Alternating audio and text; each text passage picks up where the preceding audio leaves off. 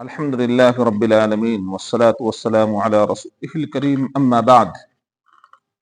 درس کا موضوع ہے کن لوگوں کے لیے ماہ رمضان میں صوم نہ رکھنا جائز ہے۔ تو اس سلسلے میں سب سے پہلے قرآن مجید کے الفاظ ہیں کہ اگر تم بیمار ہو یا سفر کی حالت میں ہو تو تمہارے اوپر سے رمضان کے دنوں میں روزہ رخصت ہے، جیسا کہ مریض اور مسافر۔ تو مریض اور مسافر کے لیے کہ وہ رمضان میں صوم نہ رکھیں اور بعد میں اس کی قضا کر لیں، یعنی عارضی طور پر ماہ رمضان کے اندر میں کوئی بیمار ہو گیا، بعد میں وہ ٹھیک ہو گیا تو اس کے اوپر جتنے روزے چھٹے ہیں بیماری کے ایام میں، دوسرے دنوں کے اندر میں اس کی قضا دینا ان کے لیے ضروری ہوگا۔ اللہ تعالیٰ کا یہ فرمان کہ فَمَنْ كَانَ مِنْكُمْ مَرِيضًا أَوْ عَلَى سَفَرٍ فَعِدَّةٌ مِّنْ أَيَّامٍ أُخَرَ، تم میں سے جو شخص بیمار ہو یا سفر میں ہو تو وہ اور دنوں میں گنتی کو پورا کر لے۔ مسافر پر اگر صوم رکھنے میں مشقت ہو تو افضل یہ ہے کہ وہ صوم نہ رکھے، اور اگر صوم روزہ رکھنا اور نہ رکھنا اس کے لیے دونوں برابر ہے۔ سفر میں اتنا اچھا انتظام ہے، مسافر تو ہے، رخصت تو تھا، لیکن سفر کے اندر میں انتظامات اچھے تھے، روزہ رکھنا اور نہ رکھنا دونوں برابر تھا، تو اس کے لیے افضل ہے کہ وہ روزہ رکھ لے، اس کے لیے افضل ہے کہ وہ روزہ رکھ لے۔ لیکن مشقت اور پریشانی ہے تب وہ روزہ نہ رکھنا اس کے لیے افضل ہے۔ یہ چونکہ مشقت کے بعد جو ہے زیادہ بہتر ہوتا ہے کہ اللہ نے جن چیزوں کے بارے میں رخصت دی ہے اس رخصت کو اپنایا جائے اور اس کے اوپر عمل کیا جائے، وہ زیادہ افضل ہے۔ جیسا کہ ابو سعید خدری رضی اللہ تعالیٰ عنہ فرماتے ہیں کہ ہم رسول اللہ صلی اللہ علیہ وسلم کے ساتھ غزوہ کرتے تھے، یعنی آپ صلی اللہ علیہ وسلم کے ساتھ کسی جنگ میں شریک تھے تو صوم رکھنے والے کو افطار کرنے والے پر اعتراض نہ ہوتا تھا، یعنی جو صوم رکھنے والے کو افطار کرنے والے کے اوپر کوئی اعتراض نہ ہوتا تھا، اور نہ ہی افطار کرنے والے کو صوم رکھنے کے اوپر کوئی اعتراض ہوتا تھا، دونوں کے اوپر عمل کرتے تھے۔ بعض افراد جو ہوتے تھے روزہ رکھنا ان کے لیے آسانی ہوتا تھا تو سفر کے ایام میں وہ روزہ رکھ لیا کرتے تھے، یعنی اس غزوے کے اندر میں روزے سے صحابہ کا خیال تھا کہ جو شخص اپنے اندر قوت پائے وہ صوم رکھ لے تو یہ اچھا ہے، اور جو اپنے اندر کمزوری پائے تو وہ افطار کر لی، یہ اس کے لیے اچھا ہے۔ اس روایت کو امام مسلم رحمۃ اللہ علیہ نے مسلم کے اندر میں نقل کیا ہے۔ لیکن اگر صوم رکھنے میں سخت مشقت ہو تو ایسے شخص کا صوم رکھنا حرام ہے، یعنی اتنا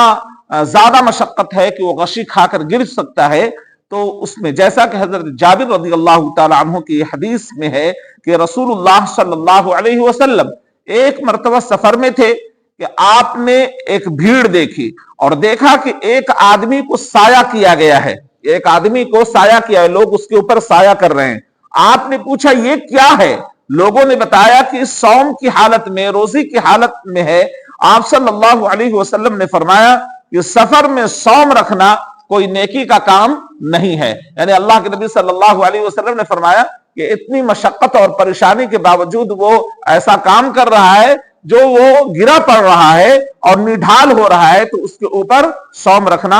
یہ درست نہیں ہے، اور وہ رخصت کے اوپر عمل کرے۔ جہاں تک اس مریض کا معاملہ ہے جو قابل اعتماد ڈاکٹروں کی شہادت کی بنیاد پر شفایابی کی کوئی امید نہیں رکھتا تو اس کے اوپر نہ ہی صوم واجب ہے اور نہ ہی اس کی قضا ہے، بلکہ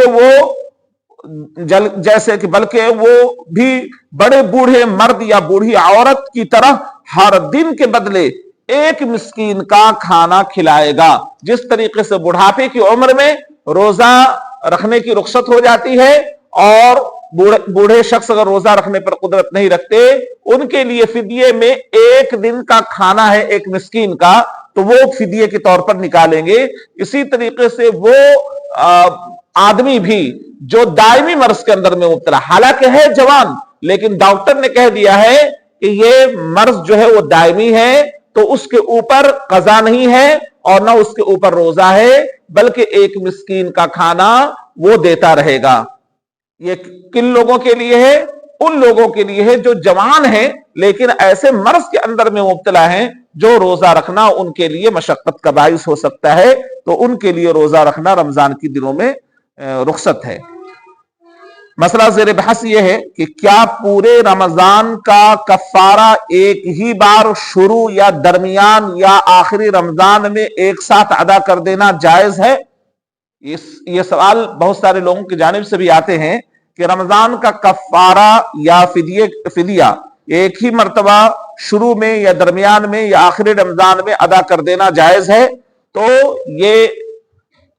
جواب ہے کہ جائز ہے، اس کو جیسے سہولت ہو وہ اپنا فدیہ یا روزے کا جو کفارہ ہو رمضان کے فوراً بعد جتنا جلد ہو سکے وہ ادا کر دے، اور اس کے لیے رخصت ہے کہ وہ جس مہینے کے اندر میں چاہے وہ اپنا اس کو ادا کر سکتا ہے، اس کفارے کو ادا کر سکتا ہے۔ اور جہاں تک فدیے کا تعلق ہے تو فدیہ کے اندر میں یہ بات ہے کہ رمضان المبارک کے شروع میں نکال دے اپنا فدیہ، یا بیچ میں نکال دے، یا رمضان المبارک کے اخیر میں نکال دے۔ وہ چاہیے کہ رمضان ختم ہونے سے پہلے وہ اپنا فدیہ نکال دے اور کسی کو اپنا فدیہ وہ دے دے، تو فدیے والوں کے لیے معاملہ ہے۔ دوسرا یہ ہے کہ اس مریض کا شریعت کے اندر میں کیا حکم ہے جس کی عقل 1 یا 2 دن کے لیے چلی گئی ہو پھر واپس آئی، یعنی وہ مبہوت ہو گیا اور پھر واپس آئی،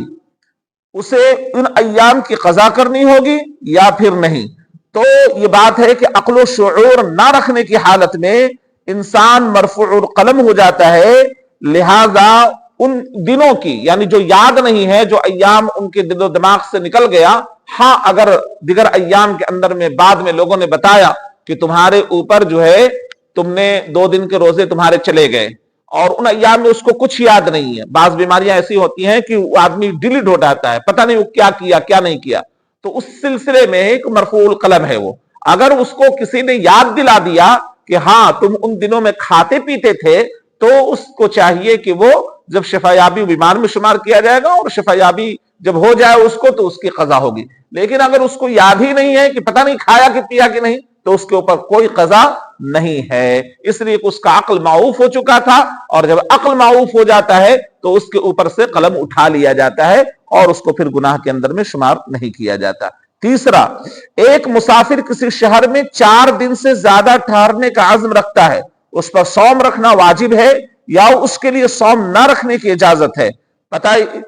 اس کا جواب یہ ہے کہ اختیار یہ ہے کہ صلاۃ بھی مکمل پڑھے، قصر نہ کرے، اگر اس طریقے سے اگر اس کو رکھنے کی وہاں پر یہ ہے۔ لیکن اس سلسلے میں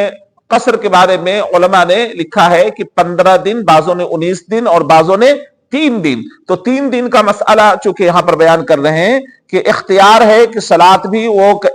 کرے، مکمل پڑھے، یا پھر اس کو اختیار ہے کہ وہ رخصت کے اوپر بھی عمل کر سکتا ہے، یعنی جو قصر کرنے کی اجازت اس کو دی گئی ہے وہ بھی کر سکتا ہے، اور اس کو اختیار ہے کہ وہ اس کو یہ رکھے۔ اسی طرح صوم بھی وہ اختیار ہے کہ صوم